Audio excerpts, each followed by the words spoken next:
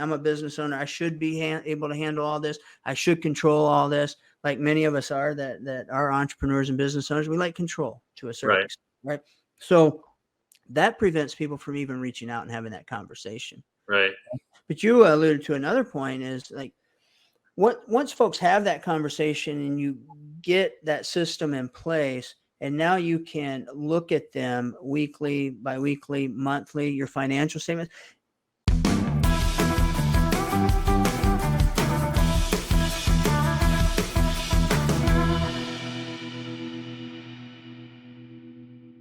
Welcome to the KB article, where we are focused on providing value and optimizing the growth and financial well-being of those we serve, with Kyle Kinsler, my business partner. Hello. Hey, Kyle. Hey there. How you doing?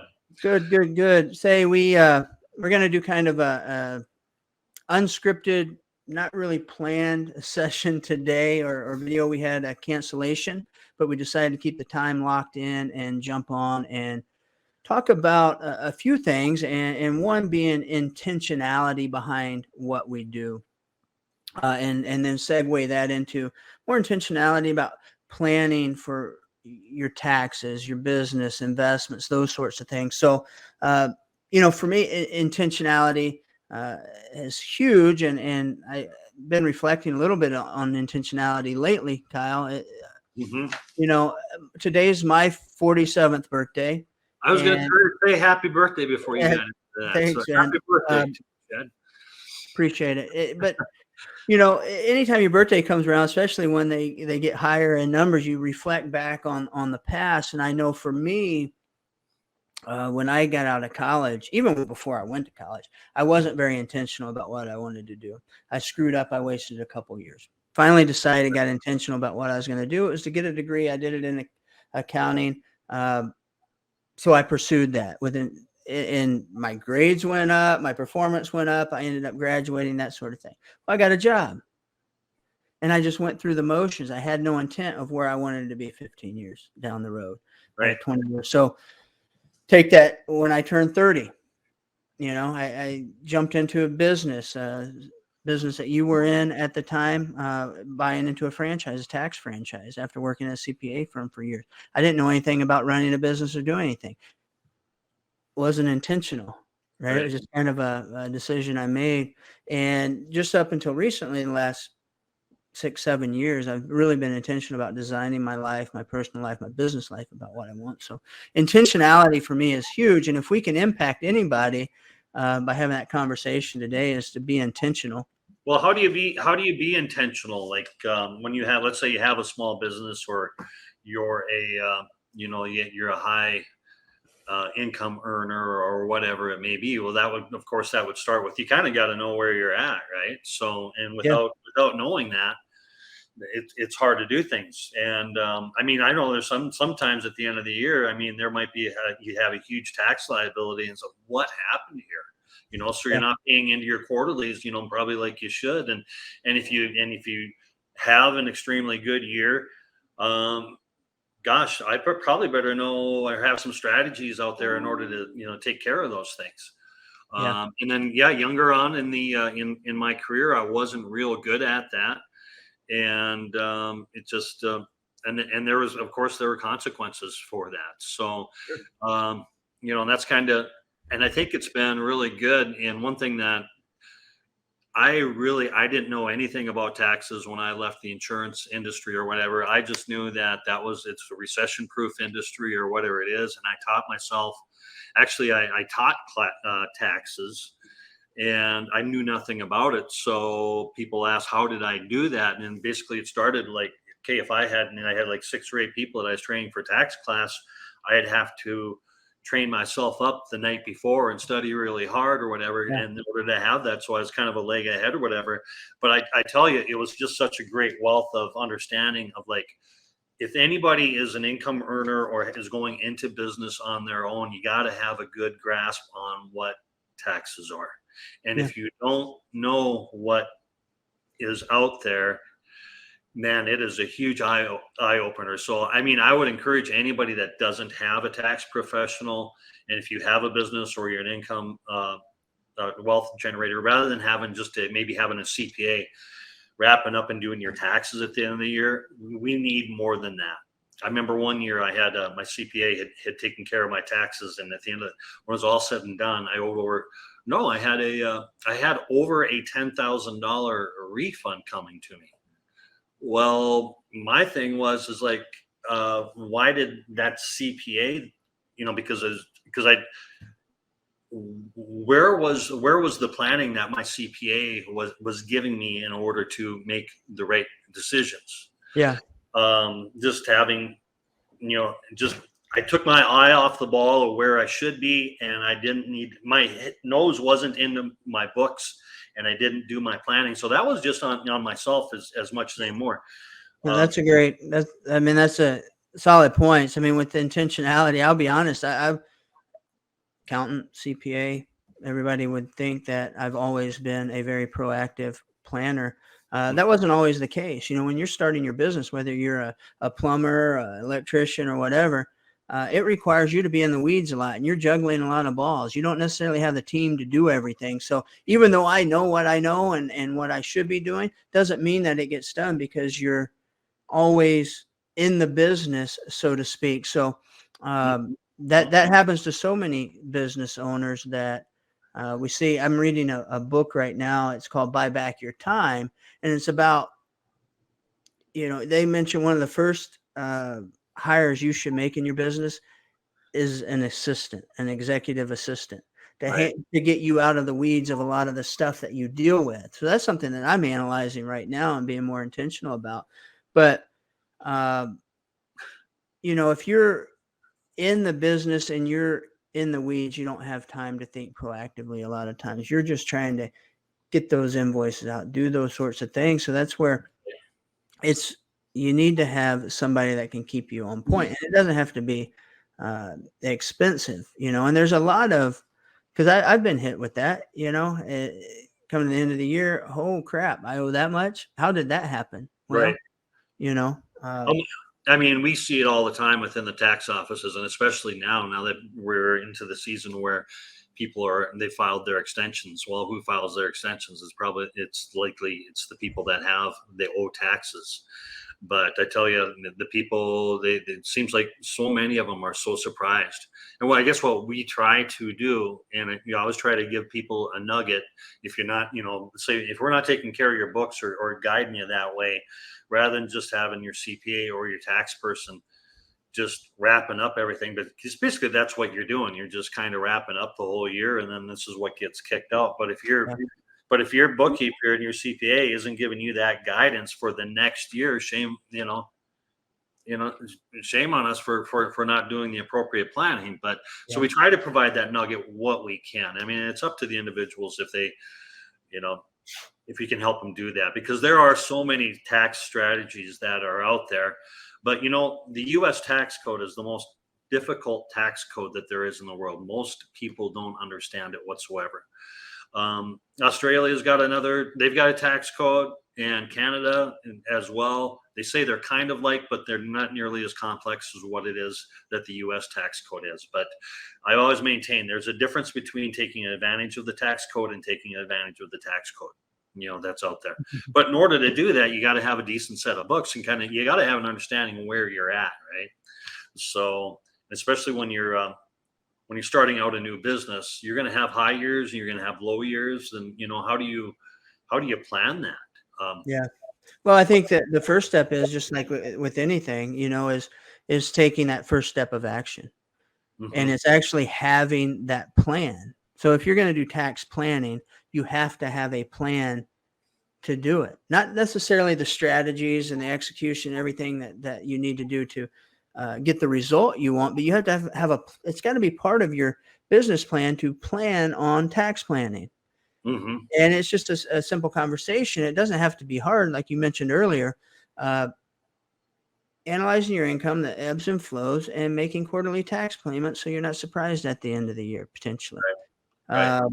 That sort of thing. But it's really sitting down with somebody and doing that. But, what's the saying? Somebody will trip over $1,000 to get $5 or something like that, or $100 bill to get a $5 bill.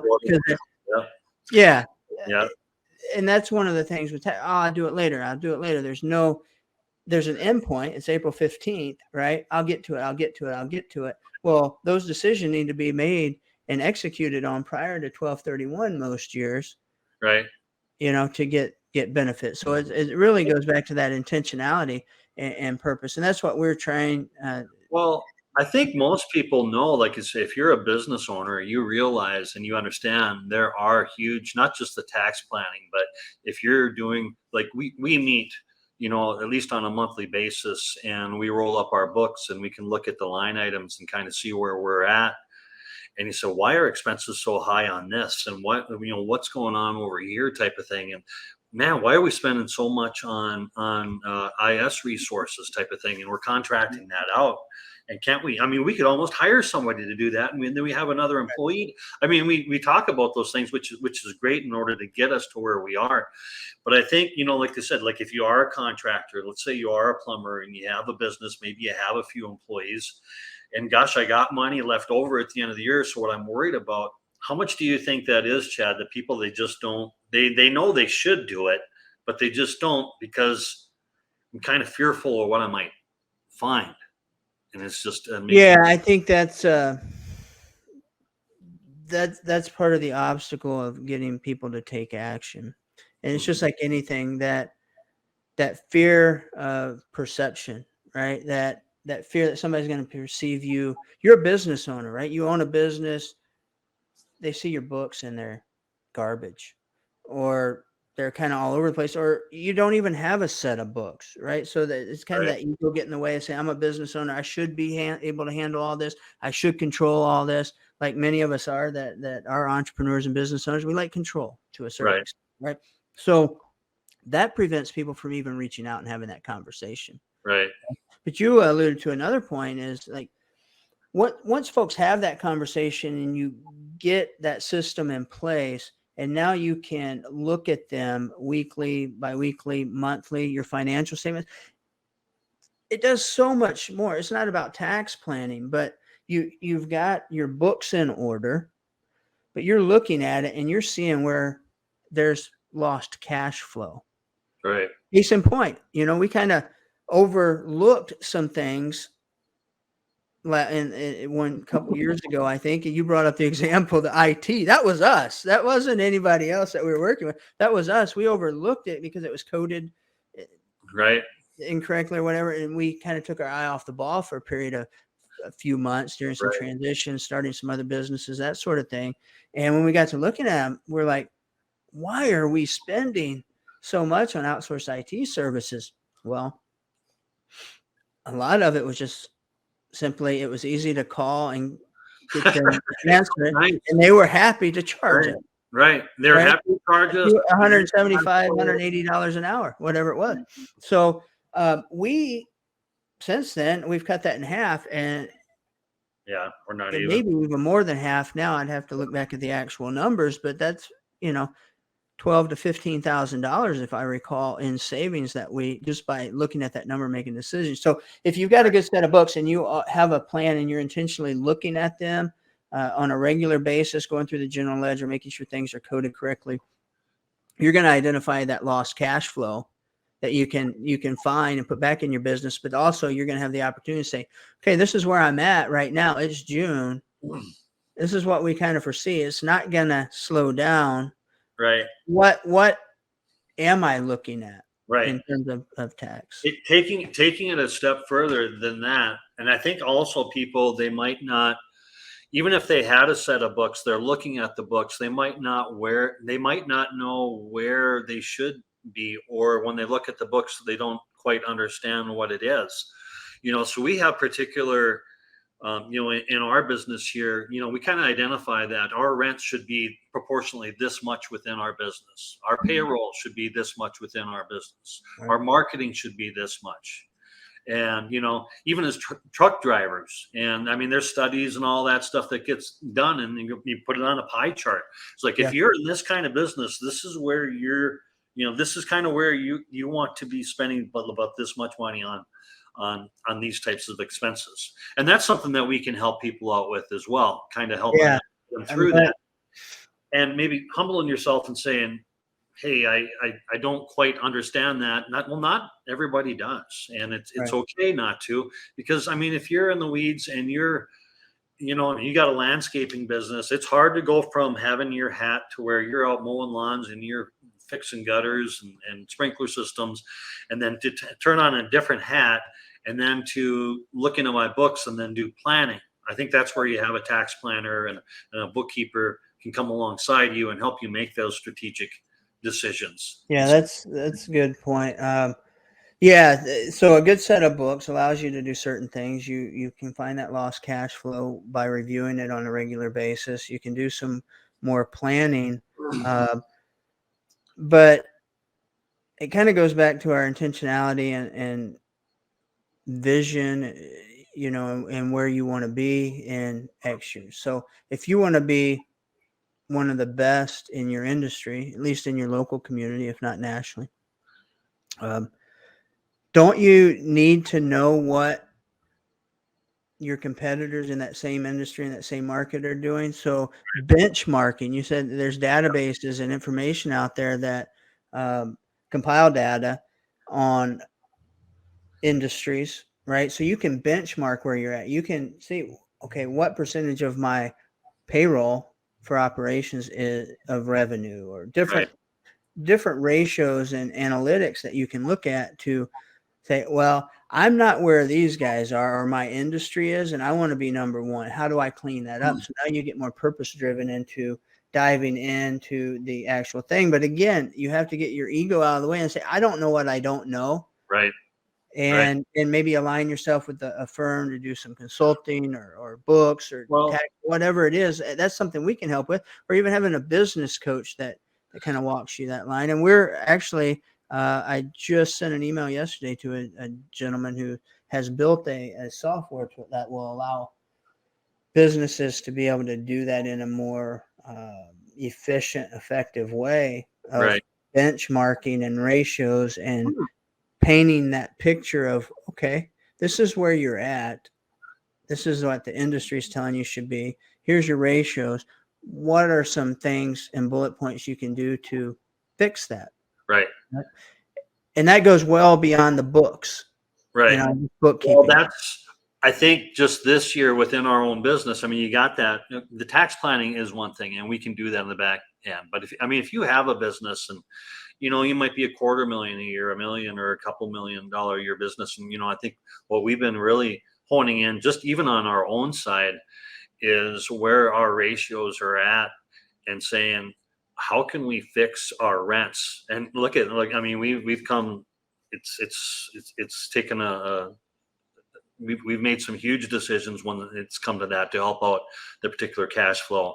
Also, payroll has been making sure that we get that tied up, so that you're not just paying unnecessary payroll. You making sure that individuals are being productive as they can, for each and every day that they're there. But there's other ways. So rather than just, hey, I got to get to the next job, going to my next job in order to make more money so I can grow my company so I can pay more taxes. Yeah, that's part of it. But I think that's probably where most people look at things when they're operating their business, when it's so much more, when maybe it's just a little bit of a tweak here, a little bit of a tweak there. And then also things look really good when you go to the bank and you need to ask for monies and they're going to say yay or nay. Does this person know how to operate a business? What does their bottom line look like? And with some of the adjustments, I mean, we can certainly help people make those adjustments within their organization, at least provide that advice. I mean, that's what we're here for. But it's nice to go to a bank when you have your sets of books that are in order. And so, I mean, that's for sure. Especially in this market, where lending is not as easy as it was 10 years ago, or maybe 15 years ago now. You could walk in and get money and hardly any questions asked. Now it's you're put through the ringer. So having good organized set of books, one, establishes credibility right out of the gate. Right. You're delivering a ready product for them to review. That gives you a leg up So many businesses don't, unfortunately. And then, like you said, the tax returns showing no income because you're writing off everything under the sun. That's not the best way to do it either. One, from a lending standpoint, two, the IRS is probably going to come talk to you at some point if you Right. continue to do that. But Right. talking about those, I mean, that's the importance and of a tax plan, just overall business planning, I think, and that's something that we can help with. And but there's several others out there that can help as well. And we work with a lot of different partners to help in different areas, that we're not super strong in. But before we, jump off, I don't know how long we've been going here, but it's been a great conversation. Some of the business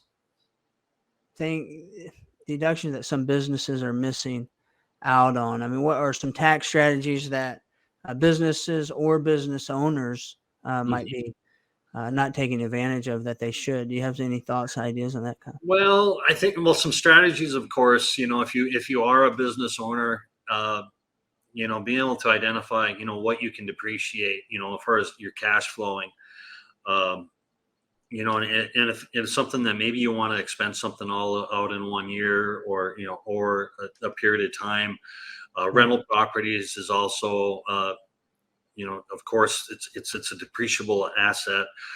Health insurance, for small business owners, that is so critical, because health insurance. I mean, look at, we're used to paying exorbitant amount, especially as small business owners, for our health insurance. But I'm really have been big on, because I mean, did have a strong background in the health insurance industry, but that HSA is a real winner.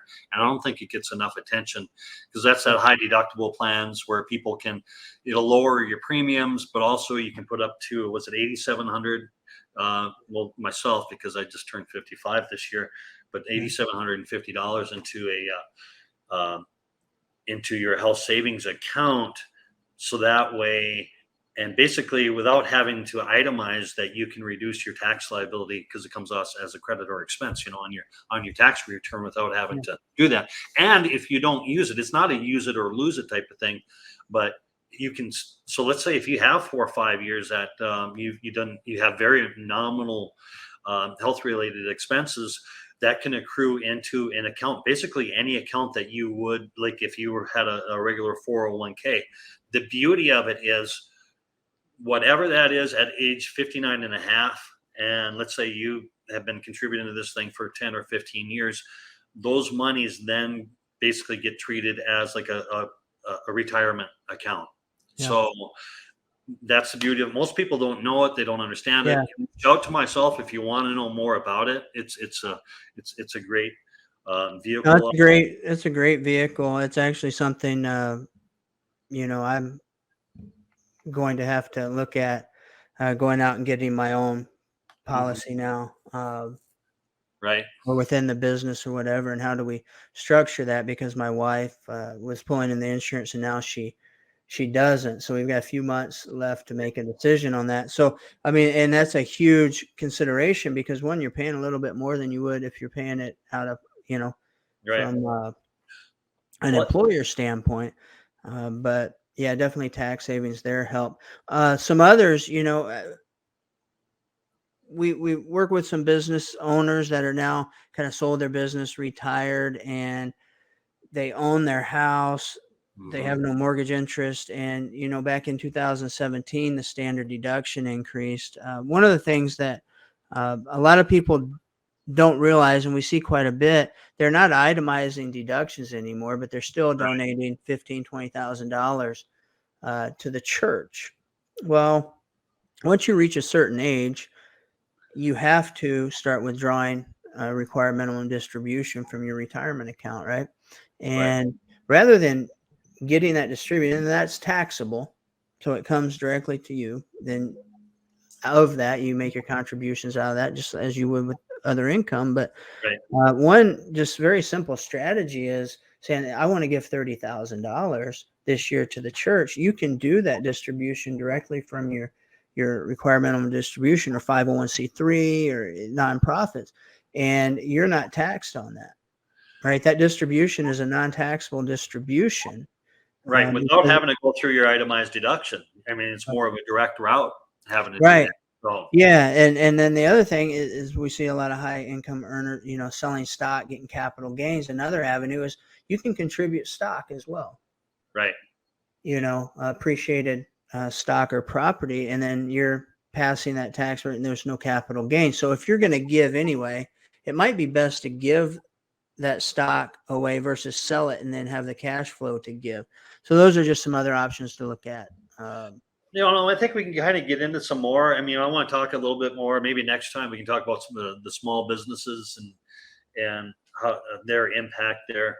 But I think as a small business, I know you have you have good years, you have bad years, or not bad years, or whatever. I mean, we do have bad years, but that depends.